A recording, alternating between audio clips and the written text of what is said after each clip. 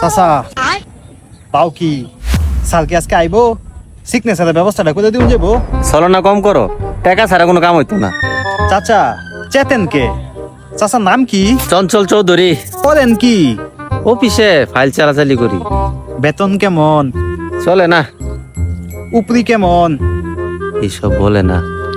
Coin চাচা নিজের লোক কি তো। ইস, যাও সে বাপু, আর জ্বালায়ও না। আচ্ছা আচ্ছা চাচা, চাচির নাম কি? বলে না। ভালো কেমন বাসে? বলে না। চাচির টাকা পয়সা কেমন আছে? যাও যাও, তুমি যাও সেন থেকে। মাংনা বেতাল শুরু করছো কুম্বালার থেকে তুমি। আচ্ছা অনেকটা কামের আলাপ করি। ফুলাফান কয়জন আপনার?